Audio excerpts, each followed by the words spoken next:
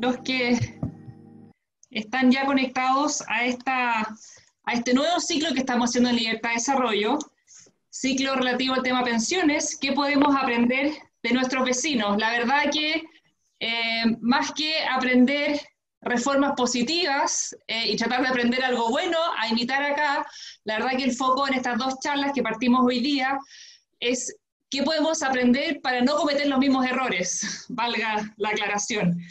Tenemos hoy día con nosotros a Santiago Urbistondo, que nos acompaña desde Argentina. La verdad que no he tenido el placer de conocerlo en persona, pero de seguro que eso ya en un futuro podrá ser remediado. Y nos presenta respecto de la corta vida de las AFJP, que sería el equivalente a nuestras AFP, en la Argentina, visitando el populismo. Como bien saben y como han sido invitados a esta charla del día de hoy y también la próxima semana, miércoles a esta misma hora, tendremos también y conoceremos de primera fuente de cómo han sido las distintas reformas en el sistema de pensiones privados de Perú y que de alguna forma han venido debilitando permanentemente también esa institucionalidad y sin duda poniendo en riesgo la sobrevivencia del sistema en el mediano plazo. Así que, bueno, Santiago es economista, jefe de la Fundación de Investigaciones Económicas Latinoamericanas FIEL. Les recomiendo ingresar a la página, tienen muchas investigaciones muy interesantes. Además, es profesor titular de la Universidad Nacional de La Plata, con PhD en Economía de la Universidad de Illinois. Y se especializa en los temas de regulación de servicios públicos, defensa de la competencia y análisis económicos de contratos. Santiago, muchas gracias por tu tiempo. Sabemos que allá estaban una hora más tarde, las 8 de la noche, pero al igual que acá también estamos en cuarentena, encerrados. Así que gracias por acompañarnos y te dejo la palabra. Bueno, muchas gracias, Bettina. Un gusto compartir con ustedes este momento y esta comunicación, no necesariamente por el contenido de lo que les voy a comentar. A mí me duele más que a ustedes porque yo ya lo he vivido en los últimos años, la experiencia argentina, pero sí, lamentablemente hay ahí un aprendizaje sobre deformaciones que se han ido dando y que, bueno, para nosotros, como les voy a comentar, son de larga data. El episodio, la naturaleza de lo que fue para nosotros la instauración de un régimen de capitalización y su terminación temprana, está inserto dentro de una experiencia muy larga, centenaria, de diseño previsional que ha ido siempre jugando contra el largo plazo, al revés de lo que los sistemas previsionales hacen, es buscando el margen de corto plazo de poder dar prestaciones más allá de su sustento en el tiempo. Así que, por los malos motivos, es un ejemplo atendible. Les aviso que el que está acá hoy soy yo, el mismo de la foto que ha repartido generosamente en la invitación. El pelo largo y las canas son por la cuarentena solamente, así que voy a compartir con ustedes una presentación para poder ordenar en un archivo, digamos, más estructurado. Básicamente hablaré durante, no sé, media hora, 35 minutos espero, y después podemos intercambiar opiniones y contestar algunas preguntas. Como les decía recién, la experiencia nuestra en lo que me voy a focalizar, que es la contrarreforma del año 2008, digamos, tiene antecedentes, y para entender lo que se fue haciendo, lo que fue ocurriendo, esos antecedentes mínimamente deben ser considerados. Entonces, vamos a pasar unos minutos primero en describir cómo evolucionó el régimen previsional argentino hasta el año 93 y durante el periodo en donde funcionaron las administradoras de fondos de pensiones, para nosotros AFJP, y qué es lo que, digamos, a partir del 2008, esa contrarreforma estableció, y los resultados, algunos resultados que eso ha tenido, y algunas perspectivas hacia adelante. Entonces, primero mirando el pasado, hasta la situación previa a la reforma del 93, que estableció, que instauró el régimen de capitalización. En la Argentina ya desde fines del siglo XIX se crearon regímenes sectoriales públicos y privados fragmentados, con un sistema, digamos, que podría definirse de capitalización colectiva, es decir, sin opciones individuales para el destino de los ahorros, o inicialmente incluso no eran aportes personales, sino aportes públicos, pero llegaron a, digamos, como todo, digamos, con unos niveles de aportes relativamente bajos y baja cobertura inicial hasta, digamos, las primeras décadas del siglo pasado. Ese crecimiento fue, digamos, ampliando la cantidad de actividades que creaban sus propios regímenes con este criterio de capitalización. El Estado a partir del año 44, 43 empieza a querer centralizarlo, hay todos unos episodios de idas y vueltas, ya estaban a partir del 43 el expresidente argentino, digamos, Juan Domingo Perón, en el gobierno, haciéndose cargo en el gobierno militar, pero desde entre 43 y 44 de lo que era la Secretaría de Transporte y Previsión, y un intento de digamos, concentrar el sistema, cosa que se hizo desde el año 54, con una, digamos, acentuada transformación en lo que era un régimen de capitalización, en un régimen digamos, y de contribuciones definidas a un régimen de beneficios definidos, cuasi único, subsistiendo algunas cajas provinciales y regímenes especiales, pero que abarca la gran mayoría de las actividades del país, con transformaciones que obviamente cada año ha habido algunas, o cada década ha habido algunas, pero básicamente con estas características que estoy definiendo, salientes, en términos de, primero, que los aportes y contribuciones han sido crecientes, desde una suma de 25% del salario en el año, a mediados del siglo pasado, digamos, creciendo por arriba del 30%, ya hacia el año 58, que inicialmente, como todos los sistemas previsionales, son altamente superioritarios porque hay muchos aportantes y pocos beneficiarios.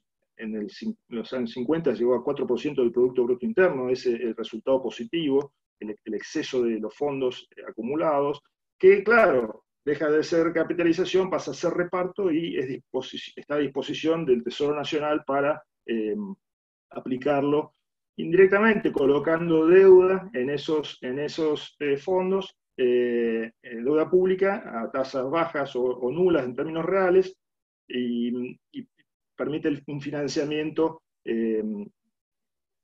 para cubrir necesidades o voluntades de gasto público en exceso a los recursos normales.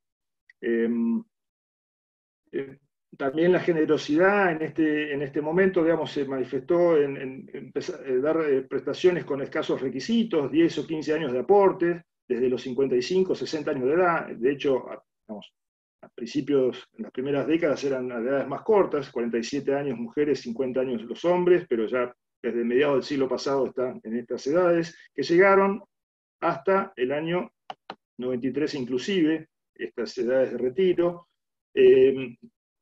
dando prestaciones con características redistributivas, o sea, ya empezando a desvincular el haber que recibe un beneficiario de sus propios aportes, a través de establecer beneficios máximos, sin limitar los aportes, o sea que aportes por arriba de un determinado valor no generan beneficios adicionales, y beneficios mínimos que generan, más allá o adicionalmente a la redistribución que hay en la legislación laboral y de ingresos mínimos, para los activos, arriba de eso, una redistribución adicional para la población, digamos, pasiva.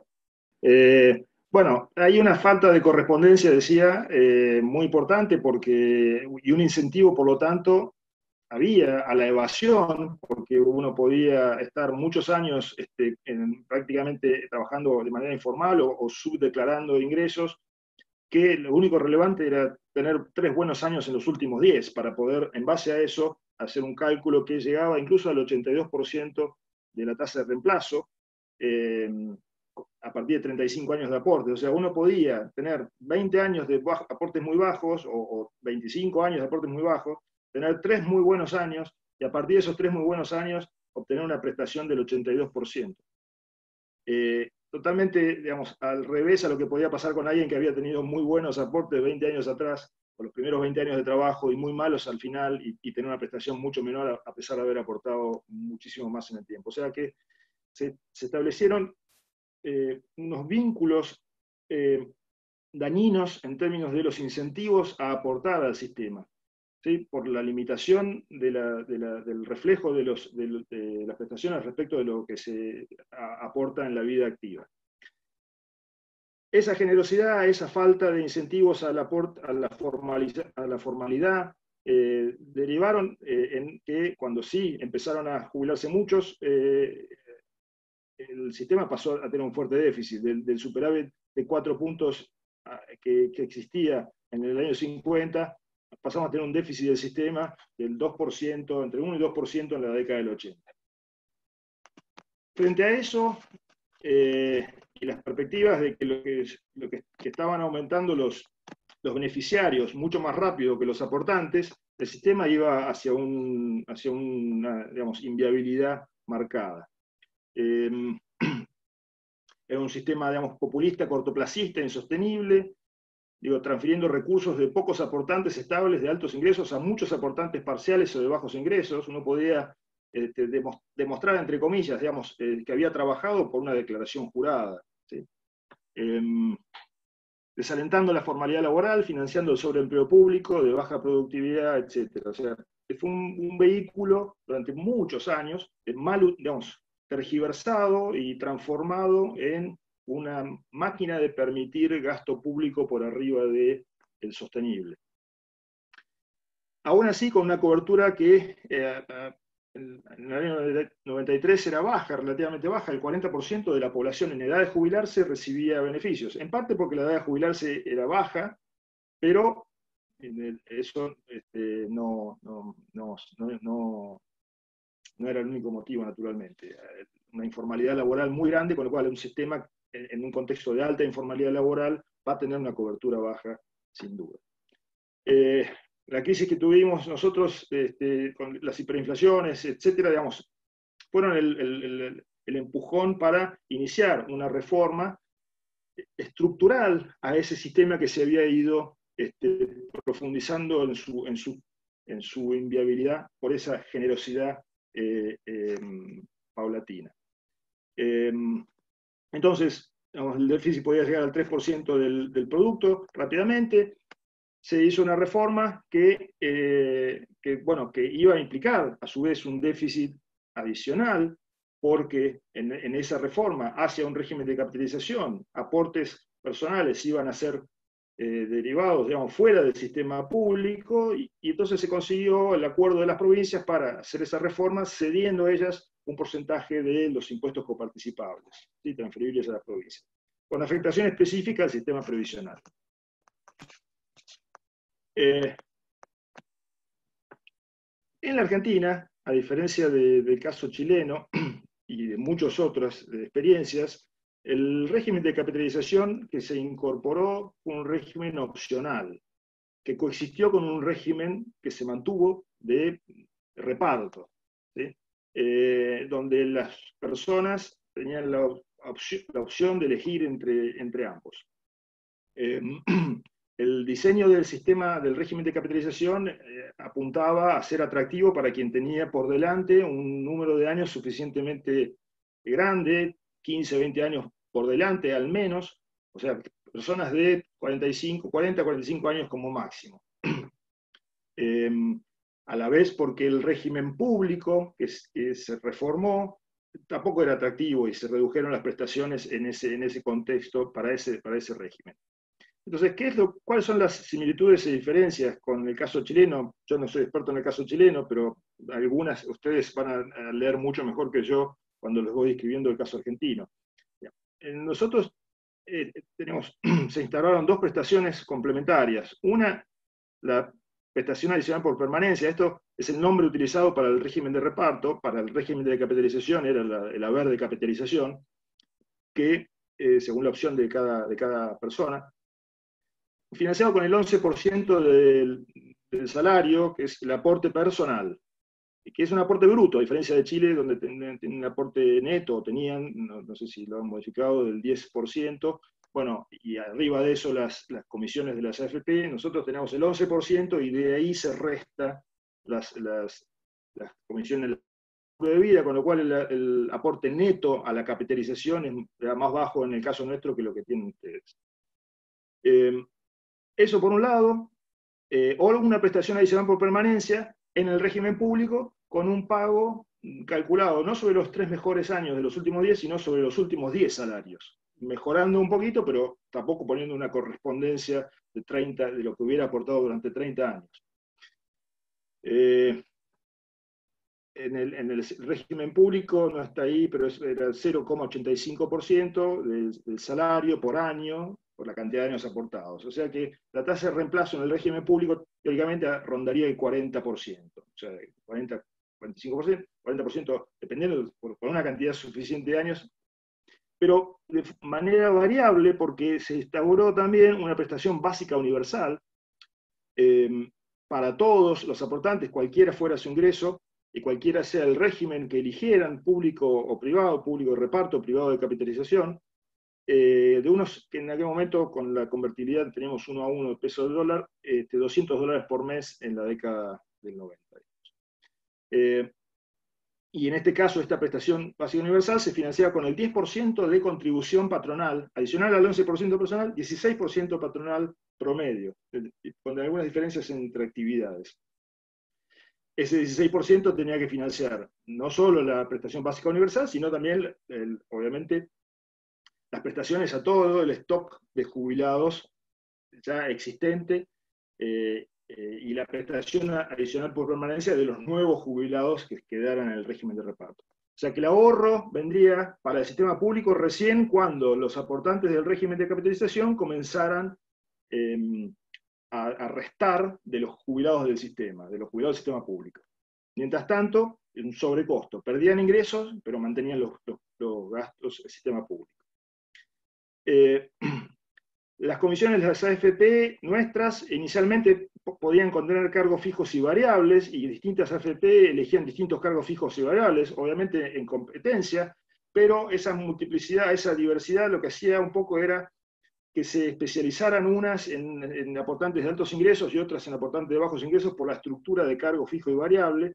Había cierta segmentación, tal vez había otra opción que era fijar un único cargo fijo positivo. Al cabo de un tiempo, críticas sobre el sistema, en vez de fijar un cargo fijo positivo y que solo se compitiera por el cargo variable, se eliminó el cargo fijo, lo cual genera otro tipo de problemas de que no están interesados en atender un ahorrista o un trabajador con bajos ingresos porque el costo de atenderlo tal vez sea mayor que el beneficio que la AFP obtenía de él.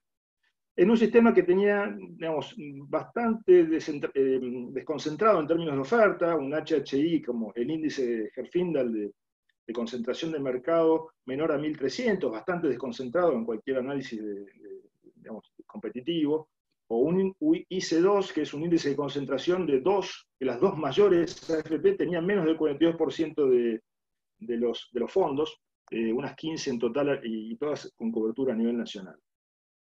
La competencia estaba organizada entre AFP para que pudieran migrar un afiliado hasta 2 veces por año. Tengo entendido que en Chile eran 3. Esa posibilidad de migrar relativamente menor también indujo que buena parte de la competencia sea por captar nuevos afiliados, representando los gastos de comercialización, un porcentaje muy alto de los gastos totales de las AFP. Cuestión que no es todo desperdicio, obviamente, porque hay señales que vienen de esa estrategia y de commitment y calidad de servicios, pero tal vez era en algún sentido exagerado. Fueron elementos de críticas durante la existencia de la AFP. Bueno, se discutía todo, obviamente, como me imagino que en Chile también es el caso. Pero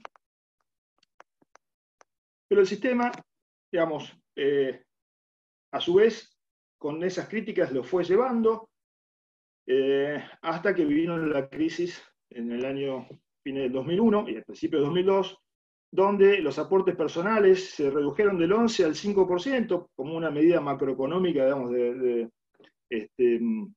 aumentar la capacidad de compra de los aportantes al sistema de capitalización en medio de la recesión, con lo cual eso no implicaba pérdida de ingresos para el fisco, sino que implicaba menores prestaciones para los jubilados futuros, porque su aporte es capitalizable durante ese periodo, y fueron del 2001, fines del 2001 hasta el 2007 inclusive, el 5 pasó al 7, recién en el 2008 volvió a ser el 11%. Entonces, que los fondos acumulados individuales sufrieron por decisiones públicas de reducir los aportes. Problemas que también son generales en términos de incentivos de las AFJP a comportarse en manada, por regulaciones de rentabilidad mínima y máxima, que estaban en parte de lo que también se cuestionaba. Eso no impidió, en lo más mínimo, que la rentabilidad de las AFP fuera muy alta, pero todos elementos de discusión a lo largo de los años.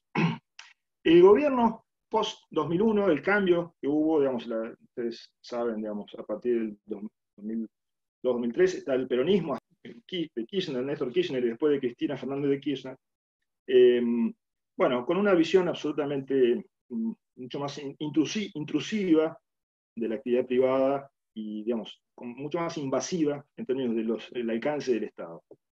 El gobierno en ese entonces, ¿qué hizo? En el año 2007 ya estamos, quiso hacer más atractivo el régimen de reparto, aumentó la prestación adicional por permanencia del cálculo, prácticamente casi lo duplicó, poco menos que lo duplicó, de 0,85% a 1,5%, o sea que elegir el reparto pasaba a ser más rentable, daba lugar a una tasa de reemplazo que podía ser 50% con suficientes años de aporte. Se habilitó el regreso, no fue atractivo, obviamente la opinión pública, digamos, no estaba esperando, arrepentida por haber elegido el sistema de capitalización, el régimen de capitalización en lo más mínimo. A pesar de mejorar y hacer más atractivo el régimen de reparto, aumentando las prestaciones, la gente, digamos, eligió quedarse en el sistema de capitalización.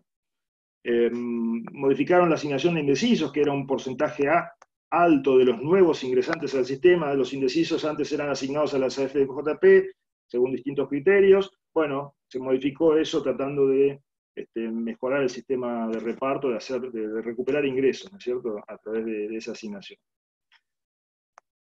¿En qué consistió la contrarreforma? Bueno, luego de que eso que intentaron hacer en 2007 no diera resultado, y en ocasión de la crisis financiera internacional de la segunda mitad del 2008, en particular, lo que decidió el gobierno es directamente terminar con el régimen de capitalización.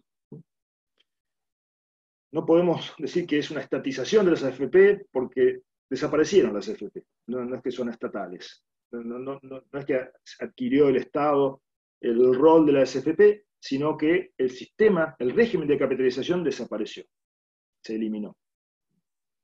Con una migración obligatoria al régimen de reparto de todos los aportantes activos, el 11% de aportes personales que iban a las AFP pasaron al régimen público, y el régimen público también se hizo de los stocks, de los fondos acumulados desde la cartera de inversiones de todas las administradoras. Fueron transferidos al Fondo de Garantía de Sustentabilidad Público, administrado por la ANSES, nuestra Administración de Seguridad Social, que administra el régimen público de reparto.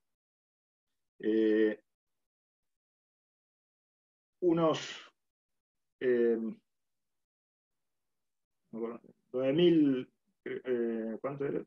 9 puntos del PBI aproximadamente acumulados. Una acumulación mucho menor que la que tenían ustedes, porque el régimen más reciente, con aportes relativamente netos más bajos, etc.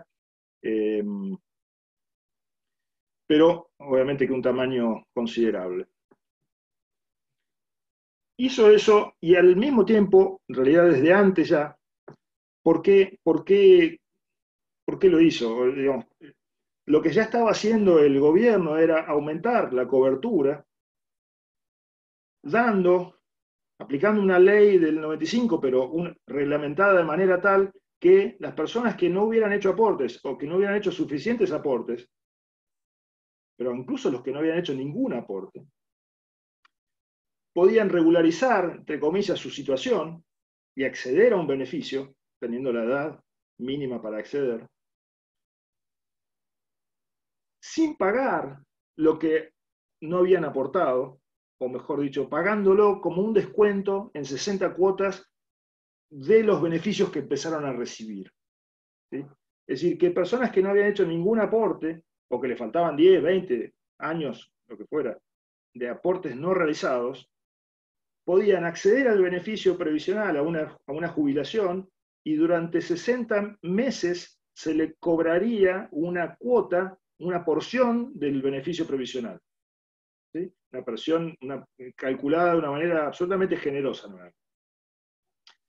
Entonces, claro, esto implicaba, para aumentar la cobertura del sistema, de gente que no había aportado, una derogación obviamente muy, muy importante.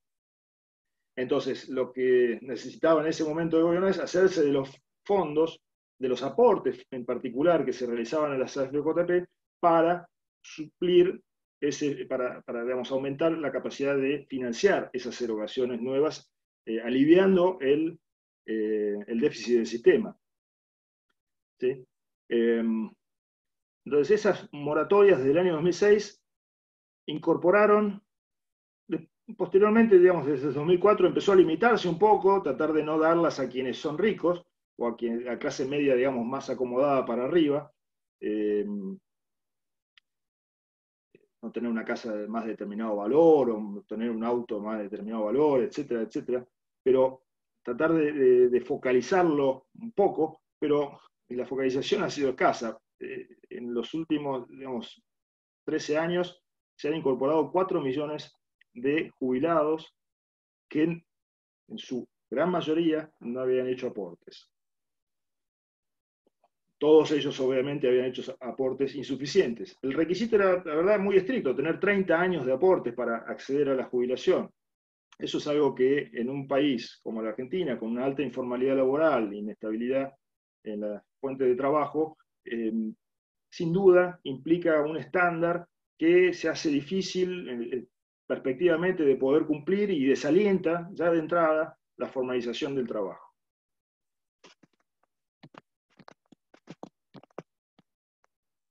¿Qué pasó a partir de esa decisión, de esa contrarreforma? Bueno, inicialmente el Fondo de Garantía de Sustentabilidad mantuvo las inversiones de la SFJP, no tocó demasiado, ¿sí? Usó los fondos de aportes previsionales para pagar esas moratorias, y eso provocó un aumento del déficit previsional. Le permitió a algunas perks políticos, digamos, nombrar directores en empresas que estaban dentro de la cartera de inversiones de la CFJP, entonces nombró como 30 o más directores públicos, representando el Estado en una treintena de las empresas más grandes de la Argentina, con una actitud, digamos, obviamente conduciendo a una politización e intrusión en decisiones privadas.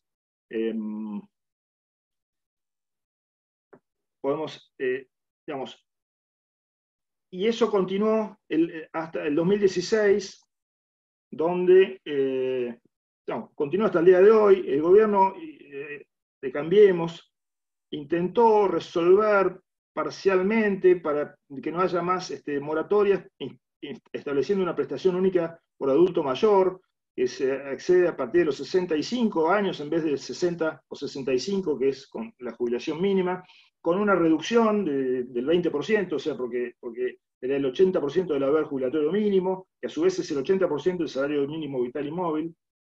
Tratar de aliviar un poco que los descendientes no cobren beneficios, pensiones asociadas al titular, que sea claramente un beneficio no contributivo, cuando la moratoria y la prestación de jubilación mínima parece ser como un beneficio, le llamamos nosotros semicontributivo, ¿no es cierto? Voy a volver sobre detalles de lo que pasó justamente con la reforma.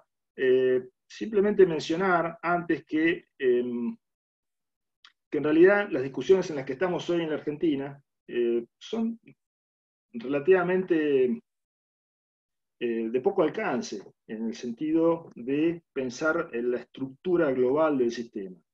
¿Sí?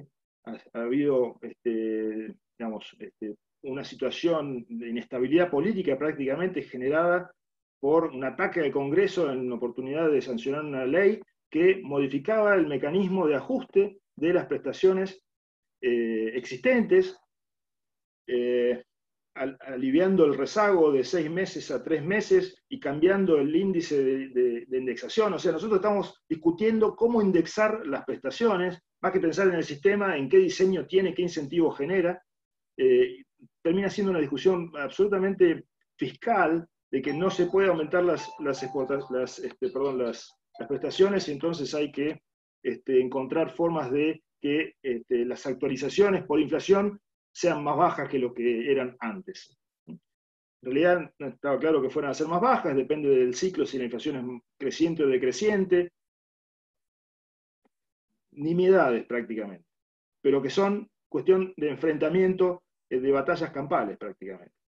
Hasta el año 2020, este año, donde directamente por resultado de la situación macroeconómica, lo que hizo este gobierno en la ley de solidaridad inicial es eliminar las fórmulas de ajuste y tomarlas discrecionalmente, que no haya una regla de ajuste por inflación, sino que otorga al Estado, digamos, por 6 meses, pero lo está extendiendo, aumentos que son, nuevamente, no respetan ni siquiera las reglas preexistentes, le dan aumentos por debajo de lo que sería esa regla a la gran mayoría, a todos y a los de mayores ingresos más, ¿sí? Con algún elemento que quiere introducir redistribución adentro de los aportantes, una cosa bastante insostenible que va a dar lugar a juicios, como ha dado en el pasado ese tipo de decisiones intempestivas, juicios previsionales.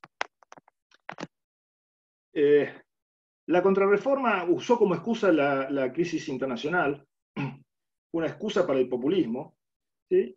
Estaba el régimen ya encaminado en el año 2008 a cerrar el sistema previsional, a cerrar el déficit que la creación de las AFP del régimen de capitalización había provocado, porque empezaban a jubilarse, ya el 10% de los jubilados eran del régimen de capitalización, o sea que estaba reduciéndose los jubilados a cargo del Estado, del régimen público.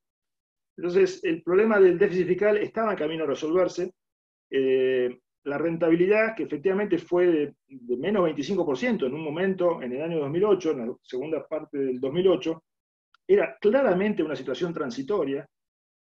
Todos los posicionamientos de que esa rentabilidad negativa dañaba a los ahorristas, a los de las AFJP, y que desprotegía a los jubilados futuros, era, digamos, una argucia, digamos, porque no, tener un semestre de esa rentabilidad negativa cuando hay una recuperación inmediata posterior, no plena al semestre siguiente, pero en poco tiempo más, y donde la rentabilidad era de 7-8% histórica anual en términos reales hasta ese momento, no era ninguna daño insuperable. A futuro podía corregirse aplicando, como ustedes en Chile, fondos de distinto grado de riesgo exigibles para quienes estén próximos a jubilarse. Aún con esa caída de rentabilidad, cuando uno hace la comparación, las proyecciones de ambos regímenes, convenía aportar al régimen de capitalización que al régimen de reparto. A partir de 30 años de aportes, era mejor uno que el otro. Bueno, depende de los supuestos, tengo aquí algunos para mostrarles. Me voy quedando sin tiempo con todo esto. En una experiencia que resultó, digamos, muy llamativa, porque hasta donde yo sé, por lo menos en aquel momento, creo que no ha habido ningún otro caso, una extemporaneidad manifiesta. Uno está lleno de países que no adoptan las reformas de capitalización, porque implican un sacrificio de disciplina fiscal en la transición importante. Y uno, digamos, puede entender entonces que ese régimen no sea adoptado. Lo que es desgarrador en el caso argentino, para mí, para muchos, es que una vez que se hizo ese esfuerzo, de transición y que ya estaba comenzando a aliviarse, en ese momento se deshaga esa reforma. O sea, es mucho peor deshacer algo que está hecho que no hacerlo en primer lugar. Dejó un sabor muy amargo también respecto de la posibilidad de que en el futuro volvamos a adoptar un régimen como el de capitalización. Porque la actitud de los accionistas de los FJP fue muy poco edificante, ¿sí? En términos de defender a sus afiliados, los bancos temieron por otros daños y tuvieron una actitud muy pasiva.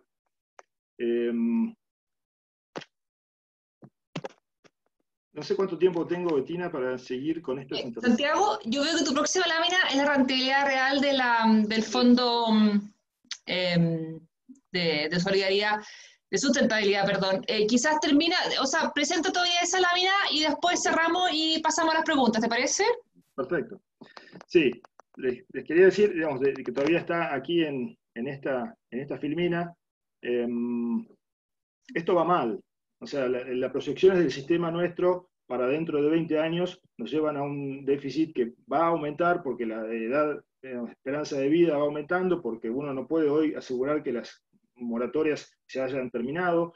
De un déficit del 2,7% del PBI al año 2018, nuestras proyecciones son, y sin contabilizar el envejecimiento siquiera, es que pueden llegar al 4% del producto. O sea, una cosa muy significativa si uno mantiene las reglas actuales sin modificar nada. O sea, la necesidad de debatir hacia dónde vamos es fundamental. Con un régimen que tiene un circuito vicioso, ¿sí? Que es que quiere cobrarle a los que aportan, es poner mucha exigencia, pero al final nadie aporta, y entonces terminan dándose prestaciones a quienes no aportaron, con lo cual el déficit se retroalimenta, hay un incentivo a mantenerse en la informalidad, es un círculo vicioso del cual tenemos que salir y sin embargo es muy difícil discutirlo. Después de la experiencia del fracaso de las FJP, no por las FJP, sino por un gobierno que, con una sociedad que lo aceptó, que no midió exactamente las consecuencias. Todavía hoy no se mide en la Argentina, mucha gente está, digamos, desprevenida al respecto. Y en parte eso es ilustrado, pero es casi en un salón cerrado, ¿no es cierto?, con lo que fue la rentabilidad de los fondos una vez que se transfirieron de las AFJP al Fondo de Garantía de Sustentabilidad. Hacer cuentas detalladas sobre esto es muy difícil porque la información pública es muy pobre. Entonces, lo que hace el ANSES, la página del Fondo de Garantía de Sustentabilidad, es decir, el tal porcentaje de los fondos totales son tanta cantidad de los fondos totales y un porcentaje está en títulos públicos, otro en acciones, qué porcentaje son, y no dice qué instrumentos son los que están adentro de cada uno de los rubros, cuántas unidades, cuál es la variación de valor, digamos, de cada una de ellas. O sea que uno tiene que adivinar un poco qué es lo que está detrás. Pero aún así, cuando hacemos la comparación de lo que fue el momento de la contrarreforma en diciembre de 2008 y diciembre del año pasado, lo que vemos es que hay un aumento de participación de títulos públicos, que ya era alta, pero se incrementó.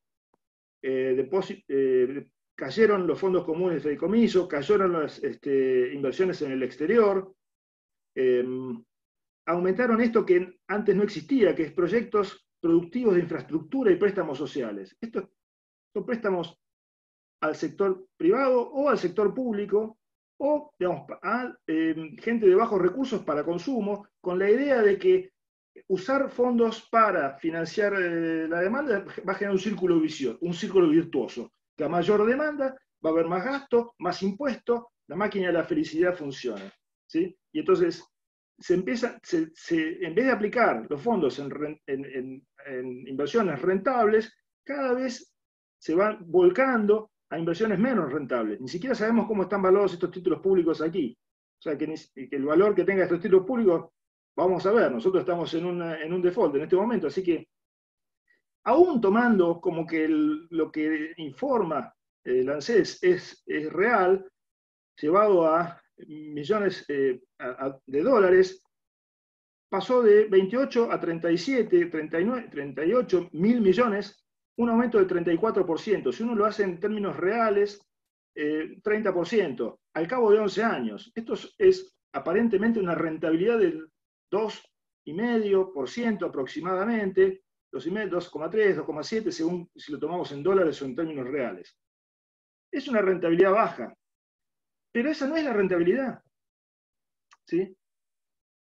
Porque además hubo aportes personales y transferencias del Tesoro que hace que la rentabilidad, de hecho, restando eso, que no eran fondos, esté entre 1,5 y 2%. Obviamente que aquí tampoco están todos los aportes personales que no se realizaron, porque el monto del fondo hubiera sido mucho mayor, prácticamente no aumentó.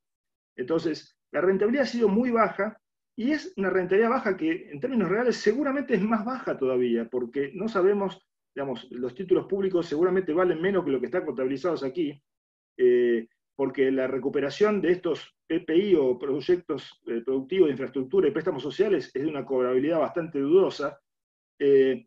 Estamos contabilizando un tipo de cambio que todavía es un tipo de cambio oficial, pero donde ya en diciembre de este año una brecha cambiaria entre el dólar libre y el dólar oficial del 20%, perdón, del 15%. Hoy en la Argentina esa brecha es del 50 o 60% según cuál tipo de cambio libre uno tome.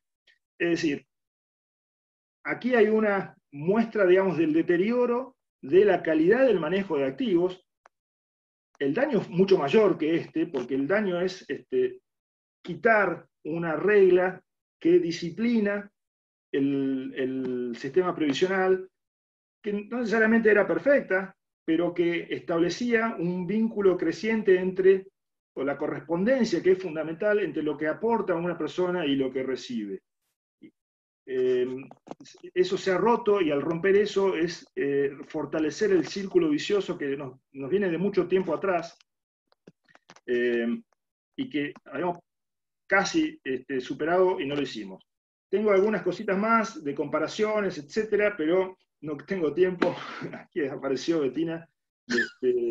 Así que mejor pasamos a preguntas y comentarios. Sí. Muchas gracias, Santiago.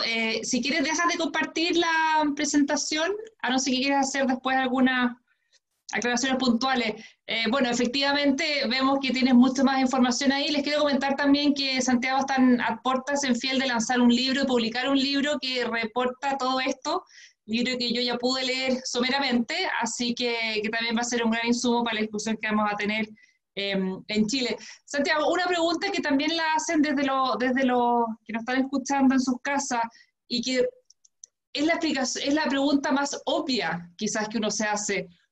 ¿Cómo llegaron a que estos millones de argentinos, que sabemos que los argentinos son de carácter fuerte, finalmente lograron los políticos expropiarles, robarles, quitarles los recursos que tienen acumulados? Y te lo pregunto, ¿en qué fallaron los defensores o en qué falló la gente para defender sus ahorros, pensando en que acá pudiera pasar lo mismo? Acá en Chile tenemos más de 10 millones de personas afiliadas al sistema de pensiones. Eso significa gente que tiene ahorros ahí y gente que se vería afectada.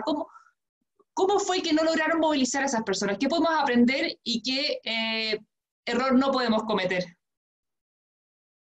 Bueno, es difícil la pregunta, es una pregunta obvia, pero así como no tengo la respuesta obvia para por qué la Argentina involucionó al cabo de 50 o 100 años, y es el país que más decreció en su nivel de vida del mundo, está lleno de estas historias. Esa experiencia de décadas de decadencia son cachetazos recurrentes. Yo en lo personal no lo podía creer. Es tan grave la situación que hasta los ahorros voluntarios fueron confiscados. O sea, había aparte gente que estaba aportando por encima de los requisitos mínimos, y tenía ese tercer pilar de ahorro voluntario, que los fallos finalmente son favorables donde recuperan un 5% de lo que tenían, porque la inflación les comió y el método de cálculo les hace que pierdan todo ese dinero. Hay obviamente en esta historia argentina, una reiteración de aceptación del populismo, de falta de convicción sobre la competencia. Hubo un relato súper eficiente del gobierno en ese momento de Kirchner, de vender, digamos, públicamente esta contrarreforma como la manera de abrazar y proteger frente al colapso de que el mercado financiero presentaba a los ahorristas. El 10% por ahí no lo compró, pero recordemos, los aportantes eran el 35% del total de la población activa, porque la cobertura era baja. Y bueno, no hubo reacción. Yo no tengo una respuesta, sinceramente, más allá de decir, bueno, fueron muy hábiles en presentar esto como que quien estaba en contra por una actitud mezquina o personal, que está defendiendo tus recursos personales, pero en contra del bienestar general. Bueno, hubo una habilidad que acalló y mucho temor, porque lo que les contaba hoy es que uno lo que esperaba también es que la institución a la cual uno aportaba y que, digamos, le estaba aportando su futuro, porque eso es lo que es una AFP, uno pone ahí los recursos para que te lo maneje digamos, teóricamente para la vejez, no tuvo ninguna reacción. Y si quien, digamos, está en ese lado no reacciona porque tiene miedo a otras consecuencias, bueno, es un círculo de contagio donde una minoría se quejó y no llegó a tener esa minoría una representatividad política que la cobijara, ¿no es cierto? Santiago, no voy al punto porque la verdad es que no tengo una buena respuesta. sí, pero en ese contexto, respecto de la defensa política quizás del sistema de capitalización individual en Argentina, ¿cuánto crees tú que haya aportado o ayudado finalmente al fin del sistema, que durante décadas, durante la década previa, también ya se habían hecho reformas que de alguna forma venían debilitando el sistema, y reformas que fueron hechas bajo un gobierno quizás más de centro-derecha? En la época de Menem, no sé si estoy equivocada, hay una pregunta en esa línea entre las personas que nos están escuchando, porque al final del día hay reformas que uno cree que se defienden por sí solas porque son buenas, pero la verdad que uno se da cuenta que si durante 10 años nadie las defiende y siempre les van sacando un pedacito, finalmente la gran torta es fácil de llegar porque ya se van debilitando las defensas.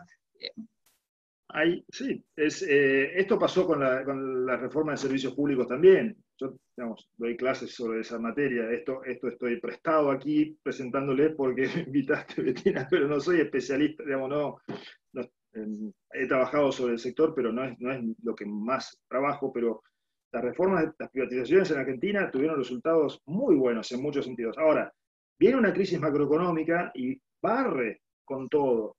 Barre con cualquier cosa, donde persistieron lo que fueron creándose antes, que fueron mitos, críticas infundadas o generalizaciones y errores reales, pero que el sistema te daba la posibilidad de ir corrigiéndolos, y sin embargo la visión es, no, esto se transformó en que era un robo de las AFJP que tenían comisiones altísimas. Cuando uno sacaba y computaba y discutía que no, que en realidad tenés que calcular bien porque estas comisiones se cobran sobre aportes y lo estás comparando con una comisión sobre un fondo que es muchas veces superior, entonces el que te cobren el 30% de tu aporte es equivalente a que te cobren el 1% del fondo, que es una comisión estándar internacional. Bueno, no lo entiende nadie, ¿sí? Y entonces se creó esa sensación de que en realidad era un negocio y la comprensión de las ventajas del sistema, de nuevo, recordemos, en un caso donde los aportes personales habían sido reducidos, o sea que la expectativa en ese momento no era de que floreciera la prestación de las AFJP. Esa visión de que la prestación de las AFJP iba a ser mucho mejor de todas formas, es una visión reducida a los analistas, no al público en general.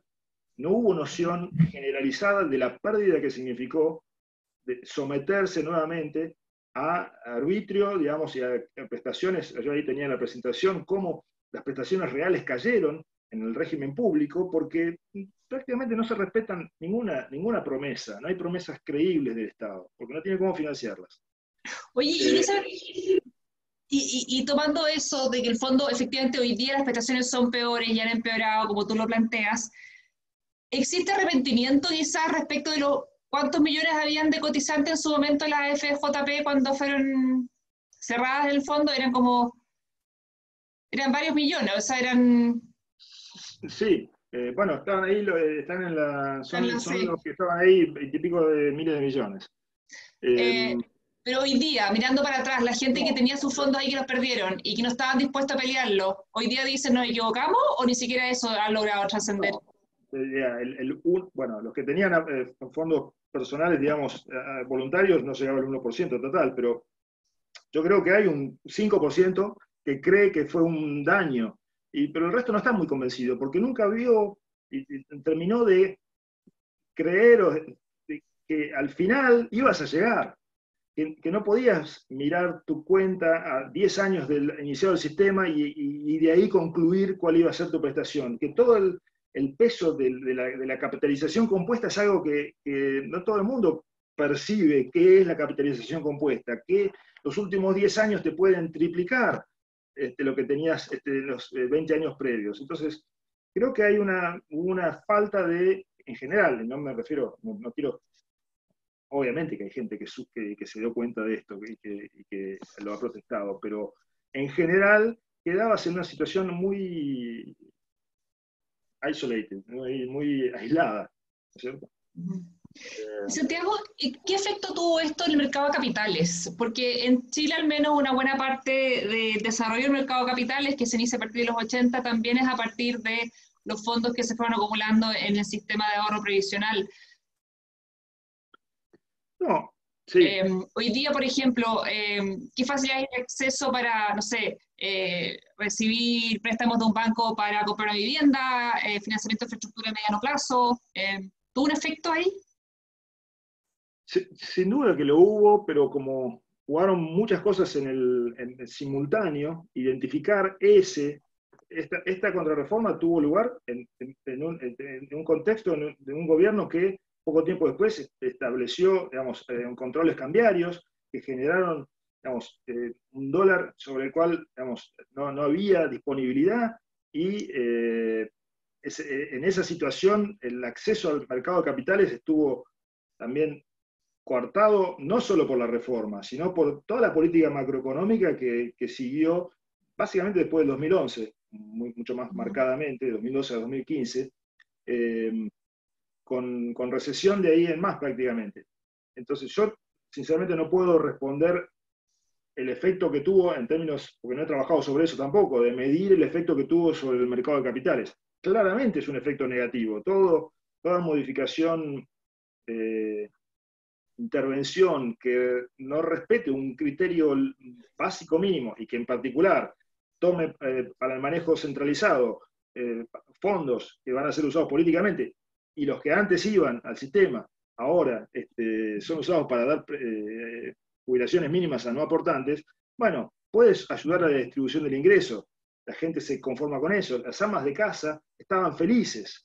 Y están felices. Todos los que recibieron jubilaciones sin haber hecho aportes están felices. La cobertura pasó del 40 al 90%, la cobertura previsional.